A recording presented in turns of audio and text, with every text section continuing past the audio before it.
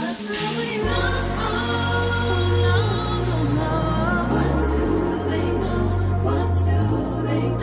everybody, welcome back to another episode of The Growth Code. Woo, woo, woo, woo, woo, woo, woo, woo. Hey, you got some time. Please tell your friends to join us because today's discussion is going to be about dating, finances, and relationships. Talk about some juicy topics, right, y'all? Y'all ready for this? You ready? We're going to get started. All right. We're about to keep it real. The first question is going to be, is 6 months enough time for a man to know if he wants to marry the woman he is dating or not? Is 6 months enough time for a man to know that he should know if he wants to marry the woman that he's dating? Why or why not? That's a trick question. I think yes. I'm married, but I think there's a distinct difference between knowing that you want to get married and actually doing it. I say this, I knew in the first 3 months that I was going to marry my wife. We dated, I met her at 18. Was it the right time to get married? Of course not. We dated for 5 years before we walked down the aisle. And now we're here almost 10 years married, but I don't think it takes long. And then of course I think about the perspective of individuals who are a particular age, you know, over 30, I guess, if, respectfully. They're in a position that, they don't need the years of wanting to know, but there is a difference of knowing and actually doing. I feel like there should be a process. You know what I mean? I feel like I agree with that, and I feel like with everything, people try to skip the process. Yes. People see the day and want to get to the day without going through everything that comes before it. So 6 months, I do feel like there's enough time. You can know somebody and know you want to spend the rest of your life with the person in 6 months. But like you said, are you ready to make that jump? Has all the checks in the box been made before you actually make that jump? So I think you can, but there's some definitely steps that need to be made first. I think for all of us, there's a subconscious marriage checklist we all have, right? And who we're looking for in a partner. Yeah, I mean, I don't think 6 months is enough time if you haven't actually spent quality time. I think it definitely depends on how you're spending, those 6 months.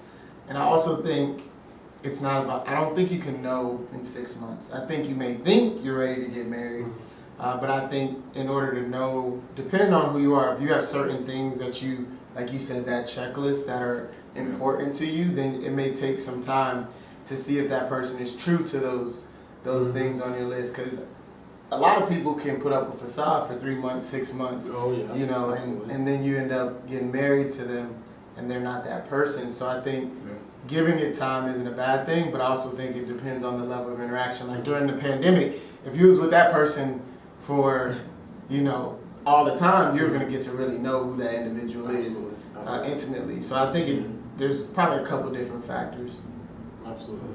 So I'm going to make a little segue and take a jump. I know all of us are Christian men, and growing up in the church, it's huge, it's taboo. You're not supposed to live with someone before you get married. Do you feel like actually living with someone before you marry them is necessary because you don't really know a person until you live with them? Like, how do y'all feel about that? I'll respond on that first. Well, first off, I definitely think that you can know if you want to marry somebody within 6 months. But with that, I say that because at our young and tender ages between 20 and 35 that we are right here, we're trying to pursue relationships or stay in relationships that we have. But if you think about before you got married, that you should have already been praying, already been seeking the Lord's face, that He sends your partner, that He sends the wife. And if you're praying how you should be, then when you meet them, you're going to know because you're going to feel it in your spirit if everything's going to click. So it's not going to take you a year to know if this is my partner. You'll know within 6 months. And then you should have more comfort and peace on if you should be married or when to set the wedding date. But with that, I think that, just shacking up beforehand shouldn't be the ultimatum to do and say, oh, well, we need to live together before a year happens. I know that's old school shacking up, but like maybe I'm born and raised in the church, never left the church, and so I've heard some things, seen some things that I did and didn't want to see and experienced some things, but Just thinking of that you can date, you can talk, you can be over each other's houses, you can go places, you can get to know the girl that you're dating, the woman that you're dating, but living together beforehand, it can tempt you to do other things you shouldn't do before marriage. And you know what? That is going to set up a perfect marriage, setting up boundaries beforehand. Boundaries. Yeah. I think living together before marriage, it takes the excitement out of that first couple of years. Yeah. You know, you're learning one another. You may know that person, but there are still moments, even today, after 9 years of being married, that I learned something new, or I realized a different, side of my wife that I didn't realize before.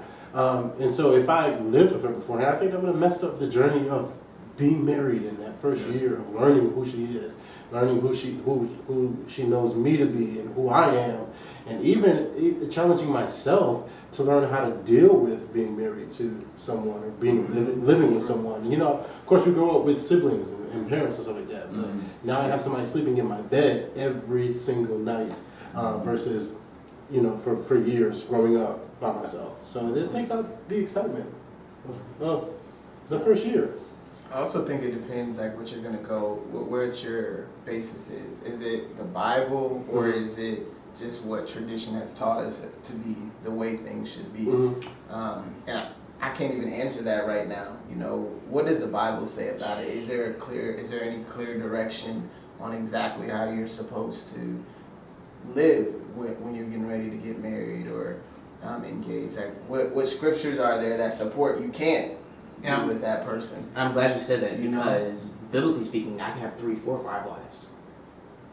Culturally speaking, that's, out of the norm. Yeah.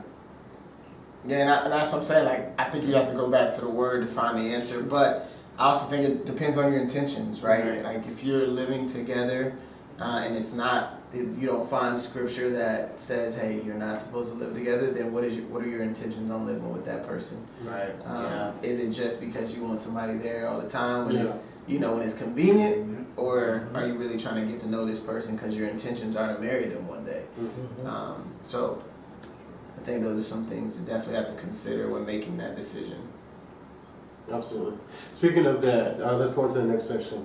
It says, would you say that men are hesitant in approaching women when interested in dating? Or do a lot of men go the route first, getting to know someone and then approaching her to date? And for Jarrell, I guess we're the different. Different route. How did that come about? But let's answer the previous question first. Like, what route would y'all take? Yeah, I think it depends. I mean, I think it depends on where you're at in your life. I would say earlier on in my life, I would have wanted to just start dating someone right away. But I feel like the more relationships that you have that don't end up being your marriage, you figure out, like, maybe I needed to spend more time getting to know that person because I didn't really know them. I just jumped into a situation that I could have avoided if I would have spent more time knowing them. So I think depending on where you're at in your life will kind of answer that question, at least for me. For me, I'm at this place now where I find difficult or hard to find people I'm interested in. So I'm open to being pursued first, if I'm being honest. That's interesting. That's deep. I like that. So how did you? Hold on. Can you elaborate on that? Because I gotta understand it. So my frustration with finding somebody with equal capacity to hold a conversation like this, or interested enough to, I want to know what you're doing tomorrow or 2 weeks from now. Somebody who I'm invested in their future as well. Okay. I haven't done a good job in locating that person, so I'm not necessarily opposed to somebody approaching me first, wherever that may be. So are you? And so are you saying, like, you want somebody to be just as interested in you as you are in them? Yep. That makes sense. And I think that is often missing. With, like, men and women, it's like, man, gotta do all this stuff up front, right? And you don't even know if she might be interested. She's showing you some signs, but you may be doing a lot more just to get her attention. And men and women have two totally different ways of showing their interest in each other. So I feel like some women already have an idea of who they want to approach them. And Yeah. so Yeah. that, So I when think they that see makes me, it hard for some yeah. men to approach someone, because most women, in my opinion, this is just opinion, they have like that idea, oh, I need this person to approach me. Mhm. And so everybody else can be cool, you know, they can talk to me, but I'm waiting for him to say something to me. You know, they already have like this conditioned mindset. Yeah. Do y'all agree or disagree? I agree. I agree. I'm not Yeah. necessarily the package 5'6" guy. I think women choose right away. I mean, but Exactly. but if a man wants to pursue a woman, depending on the woman, he could have an opportunity if he actually is bold in his approach. I think you know, and being consistent, and there's a lot of other things that will get a woman's attention when she may not have been focused on you in the first place. Exactly. So that's why you hear those stories of people. You know those stories of people that's like, I wasn't even checking for him. Right. He ended up I being was my going to husband. ask, Exactly. has each of you ever been, have entertained somebody you weren't interested in? Yes. Yeah. Yeah. Yeah. And what did that teach you? Actually, go ahead. Nothing. I was gonna say, I think it taught me, well, two things. One, some of the people I'm like, why did I do that? Wasting my time. But other people, you can appreciate them for other things that they brought to your life. At least for me. It might not have been what they thought it was gonna be, or like a full relationship, but I took something from it, and hopefully they did too. And for me speaking, because I didn't do that, I ended up meeting and seeing and going through the same relationships I previously was in. Because I didn't take the time to reflect on what they brought to me or what I brought to them. And that kind of makes me think that, like, you know, this is the 21st century. We didn't have a pandemic. We done been through. Trump's been president. Right. I've had the mindset like anything is possible, but we need to take advantage of what's in front of us. You might miss your blessing by not approaching that woman, or that woman might miss her blessing by not approaching that man. The Bible says, "Who finds a wife finds a good thing." And so we do need to use the wisdom to put ourselves available. Hello, somebody. To put ourselves available and out there to be open to. I don't care what tradition says, but I'm like, I may miss my blessing. Let me take you out on a date. Let me approach you. Let me just say hi. So then I'll know if you were interested in me, or I'm telling you I'm interested in you. And if it doesn't work out, that's fine. Right. All right, have a great day. But because we're shy, or because we go back on what it should be, it shouldn't have to just always be on the guy. It could be on the woman too. Don't miss your blessing because you wanted to wait for me to reach out to you, which may be 6 months past never. You see what I'm saying? So Right. just choose. There's also a fear of rejection in there somewhere. Absolutely. Somewhere hidden. I also think though, really the person you're gonna be with is who you're gonna end up being with. So if you're putting yourself out there and it doesn't, you know, that's not the person, that's fine, because that's not who you're supposed to be with. And then you'd be surprised you end up with somebody you like. Wait, I didn't know I was gonna be with this person, but you put yourself in a position, and because of that, you know, you received your blessing. So yeah, I think it definitely depends. Absolutely. Well, very good conversation, you guys. We're going to go ahead and take a quick break, and we're going to jump back in with some more amazing conversation about dating, finances, and relationships. Hey friends, I am Brittany T, your co-producer of the Bro Code TV series and the proud co-president of Black Christian Influencers DMV chapter.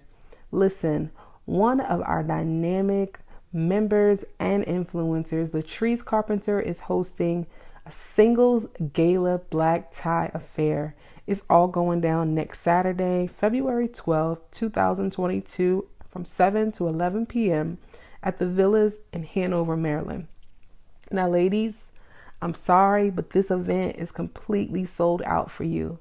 Fellas, on the other hand, there is still limited space left for you to show up and take advantage of this amazing night of music, networking, photos, food, drinks, and so much more. Do not delay. Go ahead and get registered at dmvsinglesgala.com. And listen, as an extra incentive, use the promo code BCI, all caps, and receive $25 off your ticket purchase. Yes, you heard that right, $25. Again, this is all going down next Saturday, February 12th at 7 p.m. at the Villas in Hanover, Maryland. Make sure you go ahead and get your ticket and be in the room. All right, we're back. We're getting ready to talk about finances and relationships. So really excited to get into this. All right. Yes. So, question for you fellas. Do you feel it is important for you to be financially stable before you start dating or pursuing a relationship with a woman? Yes. Go ahead. Yes. Why? Why? You have to rap with me. Yes. No, real seriousness. I feel like it's more important to have financial literacy. And I feel like that's where I personally fell short. I wasn't educated on financial literacy before I got married. When I got married, my wife and I are looking at our finances and trying to make certain moves. And I'm like, oh, wow, my credit's terrible. And I'm trying to figure out what to do.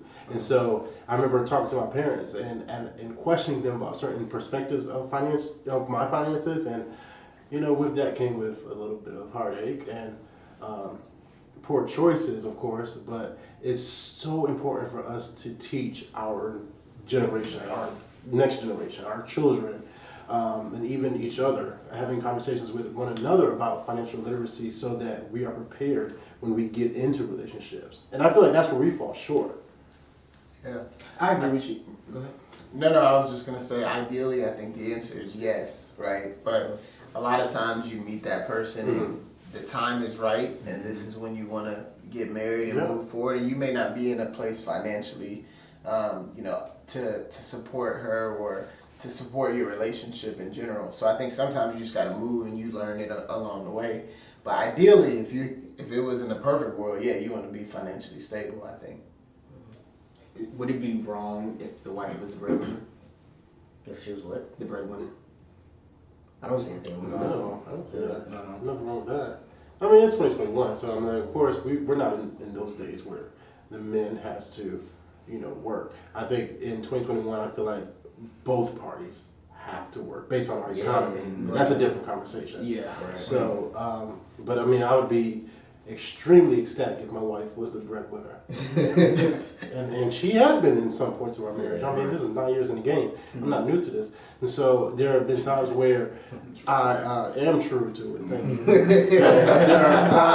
There are times where she made a little bit more money. She started teaching before I did. And then when I became a teacher, I'm at a lower step. So of course, on paper, yes, she's making more than me. Before I became an educator, I worked in retail, and so, she was the breadwinner. Is there a true breadwinner in a partnership, though? Like an actual partnership? I mean, everything is equal. On right? paper, somebody's making more money. No, but it's y'all's money. Like, it doesn't Right. matter. What does a partnership look like? That is You know true. what I'm saying? That's true. That is true. Because like in a business partnership, if it's 50-50, right? Or however you want, I don't know if 50-50 is the right words to use right now. It's one pot. Right. But if it's one pot and the One pot. money's being split, amongst you two, is the breadwinner. Like the money's coming in, it just so happens they have a profession that brings in more money. So, I mean, you may be going to work hard every day, 8 hours a day. She could be doing something like be a doctor, right? Take 2 patients a day, maybe not working, that often, but making a lot more money than you. Right. Right. That's true. But I think the profession you choose has a lot to do with the amount of money you make. Has nothing to do with who you are as a man, or what you're contributing. So, I don't know. That is true. I don't know. There's a lot of stress put on, being the male and having to be the provider for the family. Facts. I feel like that's ultimately already a lot of stress. Now, going back to what you said about financial literacy, I do think it is important to have that in dating. But if we're talking about marriage, financial stability is definitely an important part. They have to go hand in hand. They have to. So financial stability matters in the dating life and in marriage life. Well, yeah, because you guys are going to be together, so you don't want to make the wrong choices in dating and then also in marriage as well. So it's very important to have that conversation within reason. If you know you're going to marry someone, or if you know you guys are in it for the long haul, have that conversation. Communication is key, both before and even after you walk down the aisle. It's even more important afterwards. Right, and I guess that's kind of my shortcomings, because my generation looks at everything short term. So financial stability or literacy is way out of our minds. We're not thinking about that. We're thinking about how this person makes us feel emotionally and what they contribute to us, if they're on our side when we need it, Well, go ahead. No, go ahead. So it kind of goes back to what we were talking about earlier. So when I met my wife, we went to high school together, but we didn't get married till years later. But I knew I wanted to marry my wife when we first started dating. Mm-hmm. We got married before I was financially ready for us to get married because we had a child. So that caused a lot of hardship in the first couple of years of our marriage because that financial responsibility that I felt I had to take on as a man, it made me make a whole lot of mistakes financially and do some things that I wasn't ready or prepared to do and put us in a bind. So I feel like you should have those conversations when you're dating. You need to be on the same page as far as your finances go. You need to have those hard conversations. A lot of people don't want to have them because it's so uncomfortable. But I feel like you have to be uncomfortable if you want to live a life of comfort later. And I feel like we don't do that enough as men, as women pursuing relationships. With that being said, what do you think about the financial health of the woman you're getting ready to, or the woman you're pursuing? Do you all think about that? And for the married men here, was that something you considered when you found your wife? Personally, no, that wasn't my consideration. My mistake is not being open with that, because after we got married, luckily,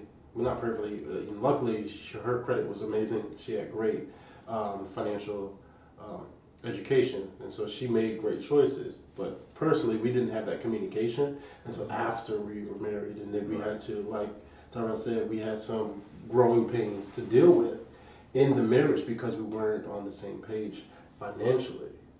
I think that definitely in that dating stage, you want to have these honest conversations. You want to communicate, whether it's date number 2 or date number 22. Hey, by the way, just so you know, my credit is ABCXYZ. I see myself marrying you, but I also see myself working and growing, developing with you. If I'm going to be with you and you're going to be my wife, or we're going to have this partnership, I want to make sure I'm an asset and not a liability. And a lot of us don't take the time to think about that. And credit matters. You shouldn't have to have the 700-800 necessarily, but if you're honest about where you are and that you want to make sure you make healthy financial decisions, get the education, have the conversation, communication. Maybe the wife's credit is better at first, but you can be there too. But it's working together, being on the same page, so that way when you do get married, you know what I'm saying, you already have gone over that. You already know what you're getting into on both sides. All right, so I have a question. So you're married. How important was it for you to have a joint bank account where you put all your money together, or do you think it's important for you all to have separate accounts? I think it's important to be transparent. Each marriage is different. And if a couple believes that one pot is the best for them, that's perfectly fine. My wife and I, we have a joint account, but we also have 2 separate accounts. Now, when we're making bills, I always transfer money into that joint account, and I try to keep a little on the side. But I think it's based on the perspective of the couple. Whatever they decide and what we felt was best for us is what works best for us. So, do you care about the financial well-being of the woman you're with? Yeah. King and queen. You care about it? Yes. King and queen. So if she didn't make no money, but she was your woman, you'd be happy. That's good. I wouldn't say no money. Until we retire together. Like, She's got to have some type of income. But I believe, like what Adam was saying, when I marry, it's going to be a joint account and then our separate accounts. Joint account is collectively, for me, in my household, we'll pay bills together. That'll even be our vacation money together. But it's also okay to, hey, you know what, I might be saving up for something for my man cave, and she might be saving up for some dress or something she wants, because we know how women can be expensive. And so because that, they're going to need their own account, because we're not dipping into the finance account, the joint account. But I do believe in having a separate but then one together. But the one together, it can't just be all my income, or it shouldn't. Now let's say if there's, if she gets fired, or if there's a layoff or something of that nature, absolutely I'm taking care of. That's the partnership. But if you're working how I'm working, you should be able to put something towards the joint account. Yeah. That's what I'm thinking. Facts. Yeah, I definitely think if you're in a relationship with somebody though, you're supposed to 10x their account, right? Like if you got a lot of money and that person doesn't, there should be, if you're really in a partnership, there should be something you're doing or a process you're implementing to help them, make the money that they're looking to make one day. So I think as a man, it's your responsibility to do that at least. And I think that will take care of the if she has no money question, you know what I mean? Or if she has a lot of money, right? You can 10x whatever it is. What you think, Davion? You have anything to add? I mean, I agree with what Adam said. It really depends on the marriage, based on like career fields. If one of the partners is always traveling, then a joint account may not be as beneficial. However, separate accounts actually may do a lot more financially gain or financial benefits for the couple itself. Having money this place, having money that place, having money that place, and then it duplicates, boom, boom, boom, boom, boom. So it depends how you know, what you learn about finances, what you do about it. Definitely. Now, before we end, I got to get this last question out to y'all because I really want your expertise or your thoughts. And so, as a Christian man, what are your thoughts on women pursuing men and or proposing to men? Why do you think this is become more normalized? Dun, dun, dun. I don't see anything wrong with a woman pursuing a man. Proposing to a man, I do feel like that kind of infringes on a man's manhood just a tad. You know what I'm saying? I feel like that kind of takes away from his manhood. So I wouldn't say yes if a woman had proposed to me. But yeah, there's nothing wrong with a woman pursuing. Well, when we say propose, we mean get down on one knee, or do we mean, you know? So I'm glad you asked that. Propose for me, you can verbally say it or you can do the traditional way. One knee, do a split, cartwheel, so whatever you want to do. But it's still the fact, is you as the man propose or do you as the woman propose? It doesn't matter. Who leads it? I think I've always believed that a man has to want the woman. Like the relationship will not work if the woman wants the man more than the man wants the woman. That's just my personal opinion. So if the woman proposes, the man could be in a position where he's like, yes, right? Because he doesn't want to make her feel bad or whatever it is, but he may not really want that woman. And I think to me, that really matters. So I think a man should propose.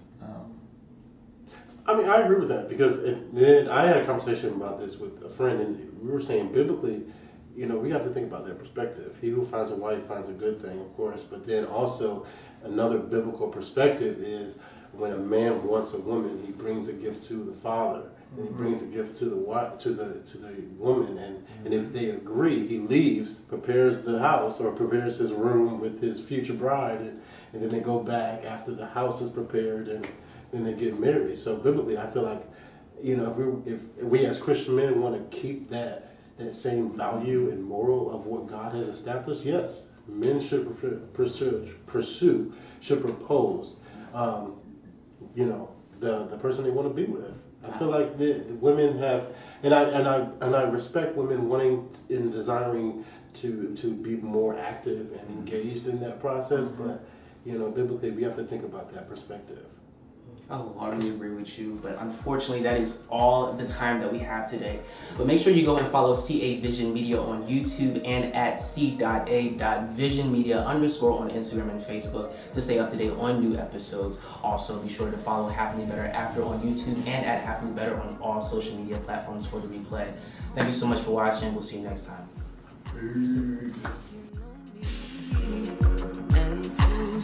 Peace.